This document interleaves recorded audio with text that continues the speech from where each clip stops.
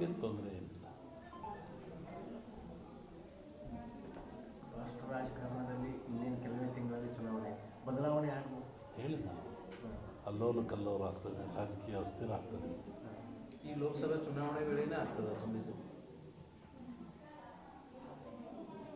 ಈ ಸದ್ಯದ ಪರಿಸ್ಥಿತಿ ಮುಂದುವರಿಯೋದಿಲ್ಲ. ಹಾಗಾದರೆ ಮುಂದಿನ ಲೋಕಸಭಾ ಚುನಾವಣೆ ನಂತರ ನೋಡ್ತೀವಿ, ಹೇಳಿದ ಸತಿ ಹೇಳ್ತೀವಿ. ಅದ್ರ ಬಗ್ಗೆ ಇನ್ನೂ ಕಾಲ ಅವಕಾಶ ಇದೆ.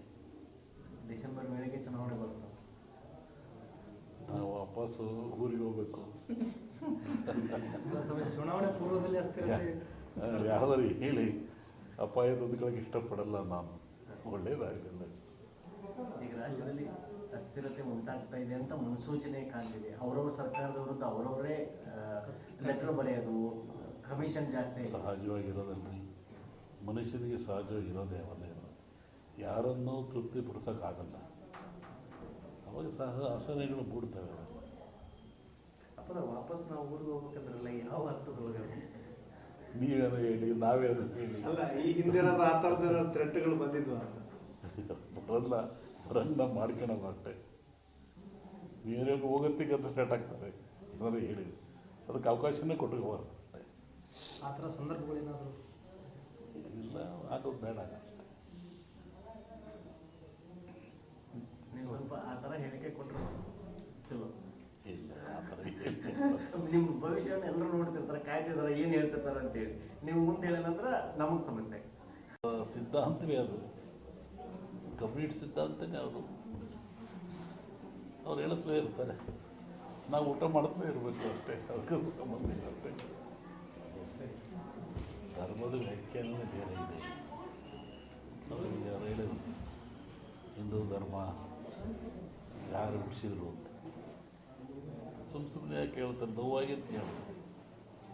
ಅದಕ್ಕೆ ಪರಿಹಾರ ಎಲ್ಲರೂ ಹೇಳ್ಬೇಕು. ಏನು ನೋವಾಯಿತು, ಹೆಂಗಾಯಿತು, ಅವ್ರಿಗೆ ಯಾಕೆ ನೋವಾಯಿತು, ಧರ್ಮ ಹೆಂಗೆ ಹುಟ್ಟಿತು ಹಂಗಾರದು. ತತ್ವಜ್ಞಾನದಲ್ಲಿ ಫೇರಿಂಗ್ ಥಿಯರಿ ಅಂತ ಬರುತ್ತೆ. ಧರ್ಮ ಹುಟ್ಟಿದ್ದೇ ಭಯದಿಂದ ಅಂತ. ಫಿಯರಿಂಗ್ ಧರ್ಮ ಭಯದಲ್ಲಿ. ಮನುಷ್ಯ ಮೊದಲು ನೀರು ನೋಡಿದ, ಹೆದರಿದ, ಕುಡಿದ, ಖುಷಿ ಆಯ್ತು ಅವನಿಗೆ.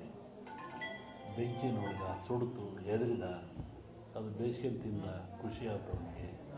ಗಾಳಿ ನೋಡಿದ, ಸುಡ್ಡು ಗಾಳಿ ಬಂತು, ಹೆದರಿದ, ಅದು ಉಪಯೋಗ ಗೊತ್ತಾಯಿತು, ಪೂಜೆ ಮಾಡಿದ. ಹಾಗೆ ಫಿಯರಿಂಗ್ ಥಿಯರಿ ಅಂತ ಯಾವುದು ಭಯ ಇದ್ದಾಗ ಅವರಿಗೆ ಗೊತ್ತಾಗೋದು ಪೂಜಿಸ್ತಾನೆ, ಇಲ್ಲ ಅದನ್ನು ವಿರೋಧ ಮಾಡ್ತಾನೆ. ಈ ತತ್ವಜ್ಞಾನ ಅವೆಲ್ಲ ಇರುವಂಥದ್ದೆಲ್ಲ ಅವ್ರಿಗೆ ನೋವಾಗಿದೆ ಹೇಳಿರ್ತಾರೆ. ಆ ನೋವಾದಾಗ ನಾವು ಪ್ರತಿಭಟಿಸ್ಬೇಕು. ಅದು ಹೇಳ್ಬೇಕಾರೆ ಯಾವ ತಿಳ್ಕೋಬೇಕು. ಅವ್ರಿಗೆ ನೋವಾದರೆ ಹಸ್ತವನಿಗೆ ಗೊತ್ತು, ಉಂಡವನಿಗೆ ಗೊತ್ತಾಗಲ್ಲ. ಅದನ್ನು ಅವರೇ ಹೇಳ್ಬೇಕು, ಏನು ನೋವಾಯಿತು ನಿಮಗೆ, ಸಮಾಜಕ್ಕೆ ಹೇಳಿ. ಇಲ್ಲ ನಾವು ತಿಳ್ಕೋಬೇಕು, ಏನು ಹಿಂಗೆ ಆಗಿರ್ಬೋದಲ್ವೇ. ಸಾವಿರಾರು ವರ್ಷಗಳ ದಾಸ್ಯ ಅನುಭವಿಸಿದವರಿಗೆ ಗೊತ್ತು. ಕೆಣಕೋದು ಬೇಡ. ಪ್ರತಿ ವರ್ಷ ಒಂದು ಸಂಜೆಗಳ ಮನೆಯಲ್ಲಿ ಈ ಶ್ರಾವಣ ದಿವಸ ಪೂಜೆ ಮಾಡಿಸ್ತಾರೆ. ಇದು ಪದ್ಧತಿ, ಅವರಿಗೂ ನಮಗೂ ಒಂದು ಪದ್ಧತಿ. ಗದಿಗ ನಮ್ಮ ಸಂಕೇಶ್ವರ ಒಂದು ವರ್ಷಕ್ಕೊಂದ್ಸತಿ ಕರೆಸ್ತಾರೆ. ಹೋದವರು ಅಲ್ಲಿ ಬಂದಿದ್ದೆ,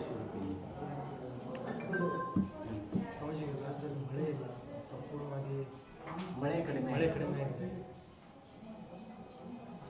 ಮನುಷ್ಯ ಎಷ್ಟು ತಪ್ಪು ಮಾಡಿದರೂ ಆ ಭಗವಂತ ಕ್ಷಮಿಸ್ತಾನಂತೆ. ಮನುಷ್ಯ, ಪ್ರಾಣಿ, ಭೂಮಿ ಏನು ಮಾಡಿದ್ರು ಸೃಷ್ಟಿಕರ್ತ ಅವನೇ ಅಲ್ಲದೆ ಅವನು ಕ್ಷಮಿಸ್ತಾನಂತೆ. ಆದರೆ ಮನುಷ್ಯ ಮಾಡಿದ ಕರ್ಮಗಳು ಅವನು ಕ್ಷಮಿಸಲ್ವಂತೆ. ಭಗವಂತ ಕ್ಷಮಿಸಿದರೂ ಮನುಷ್ಯ ತಾನು ಮಾಡಿದ ಕರ್ಮಗಳನ್ನು ಅವೇ ಕ್ಷಮಿಸಲ್ಲ. ಹಾಗಾಗಿ ಮನುಷ್ಯ ನೀರು ನೋಡಿದ, ಹೆದರಿದ, ಕುಡಿದ, ಖುಷಿ ಆಯ್ತು ಅವನಿಗೆ. ಬೆಂಕಿ ನೋಡಿದ, ಸುಡ್ತು, ಹೆದರಿದ, ಅದು ಬೇಸಿಗೆ ತಿಂದ, ಖುಷಿ ಆಯ್ತು ಅವನಿಗೆ. ಗಾಳಿ ನೋಡಿದ, ಸುಡ್ಡು ಗಾಳಿ ಬಂತು, ಹೆದರಿದ, ಅದು ಉಪಯೋಗ ಗೊತ್ತಾಯಿತು, ಪೂಜೆ ಮಾಡಿದ. ಹಾಗೆ ಫಿಯರಿಂಗ್ ಥಿಯರಿ ಅಂತ ಯಾವುದು ಭಯ ಇದ್ದಾಗ ಅವರಿಗೆ ಗೊತ್ತಾಗೋದು ಪೂಜಿಸ್ತಾನೆ, ಇಲ್ಲ ಅದನ್ನು ವಿರೋಧ ಮಾಡ್ತಾನೆ. ಈ ತತ್ವಜ್ಞಾನ ಅವೆಲ್ಲ ಇರುವಂಥದ್ದೆಲ್ಲ ಅವರಿಗೆ ನೋವಾಗಿದೆ ಹೇಳಿರ್ತಾರೆ. ಆ ನೋವಾದಾಗ ನಾವು ಪ್ರತಿಭಟಿಸ್ಬೇಕು. ಅದು ಹೇಳ್ಬೇಕಾದ್ರೆ ಆ ವ್ಯಕ್ತಿಲಿ ಏನು ನೋವು ಇರಬೇಕಲ್ಲ. ಹಾಂ,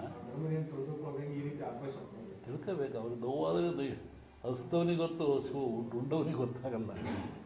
ಅದನ್ನು ಅವರೇ ಹೇಳ್ಬೇಕು, ಏನು ನೋವಾಯಿತು ನಿಮಗೆ ಸಮಾಜಕ್ಕೆ ಹೇಳಿ. ಇಲ್ಲ ನಾವು ತಿಳ್ಕೋಬೇಕು, ಏನು ನ್ಯಾಯ ಇರ್ಬೋದಲ್ವೇ.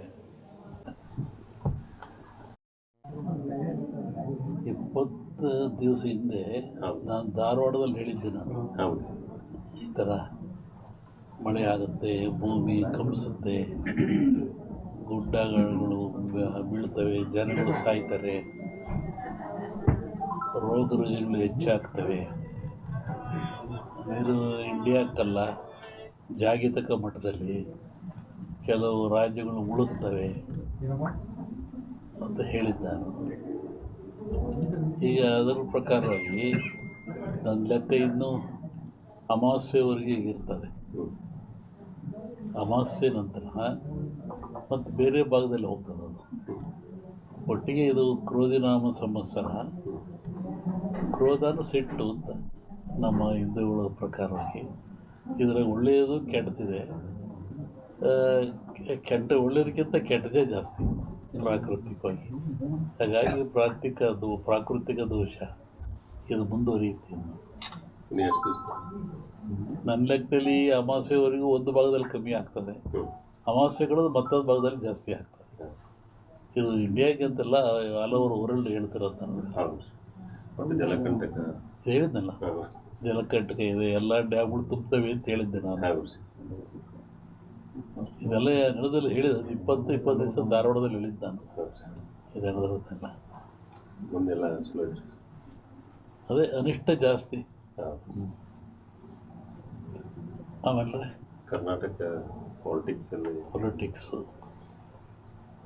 ಒಬ್ಬ ಸನ್ಯಾಸಿ ತಪಸ್ಸಿ ಕೂತಿದ್ದಂತೆ. ಒಬ್ಬ ಬೇಡ ಒಂದು ಜಿಂಕೆ ಉಡಿಸ್ಕೊಂಬಂದಂತೆ ಕೊಲ್ಲಕ್ಕೆ ಅಂತ. ಅವನ ಮುಂದೆ ಹೋಯ್ತಂಥದ್ದು ಜಿಂಕೆ. ಅವನು ಬೇಡ ಬಂದ, ಏನು ಸ್ವಾಮಿ ಇಲ್ಲಿ ಜಿಂಕೆ ಓತಾ ಅಂತ ಕೇಳ್ದ. ಇವನು ಹೇಳಿ ಕೇಳಿ ಸನ್ಯಾಸಿ ಅವನಂದ, ಈ ಓತು ಅಂತ ಹೇಳ್ಬಿಟ್ರೆ ಕೊಂದು ಬಿಡ್ತಾನೆ, ಆ ಕೊಂದು ಪಾಪ ನನಗೆ ಬಂದುಬಿಡುತ್ತೆ. ಇಲ್ಲ ಅಂತ ಹೇಳಿದ್ರೆ ಸುಳ್ಳು ಹೇಳಿದ ಪಾಪನೂ ಬರುತ್ತೆ ನನಗೆ, ಏನು ಮಾಡೋದು ಅಂತ ಯೋಚನೆ ಮಾಡಿದ್ದಂತ. ಆಮೇಲೆ ಮತ್ತೆ ಅವನ ಆಸೆ ಕೇಳಿ, ಎಲ್ರಿಗೊಂದು ಹೇಳ್ರಿ ಇದ್ರಿ ಸ್ವಾಮಿಗಳು ಇಲ್ಲೇ ಓತಲ್ಲ.